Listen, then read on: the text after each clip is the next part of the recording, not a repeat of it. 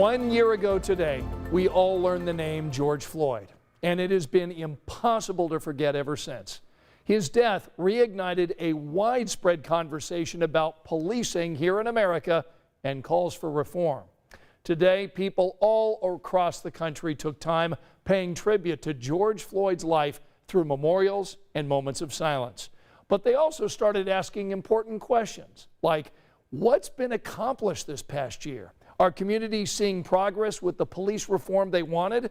Our Alan Carter starts our big story coverage tonight with what's happening here at home.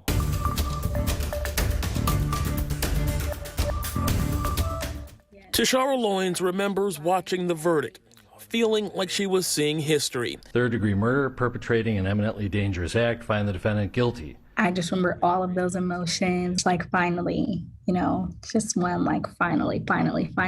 A validation after she and so many others spent months speaking up following the death of George Floyd. I just want to be a voice for those people. I'm going to advocate for my community. Loynes organized protests here in Indiana. And I truly want this to be a sit-in. Calling for police reform and accountability.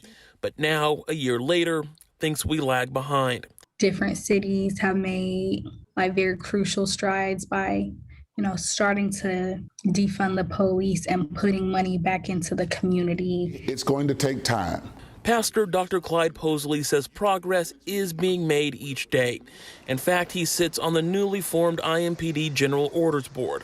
Every civilian who would like to know has the right to know the procedures which are being used and how they're being policed. That's on top of use of force changes like de-escalation requirements, banning chokeholds and shooting into moving cars, as well as an annual policy review.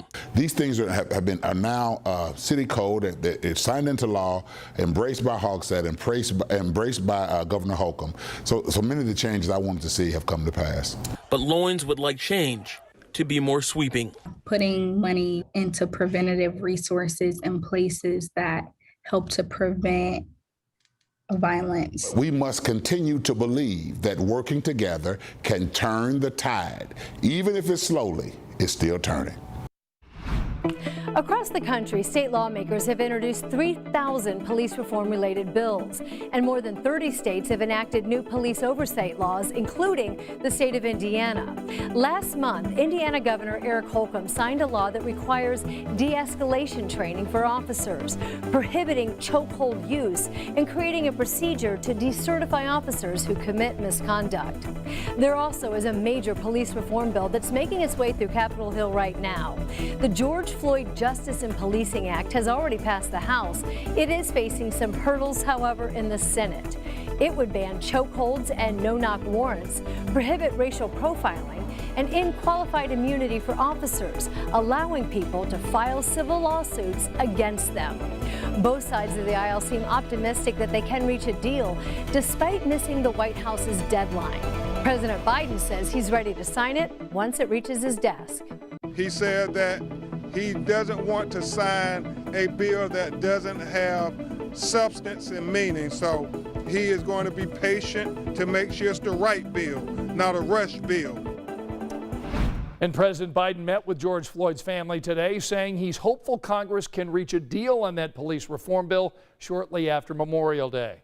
As we wrap up tonight's big story coverage, remember you can read about all these ongoing reform efforts along with changes communities are still calling for. It's all on our WTHR app.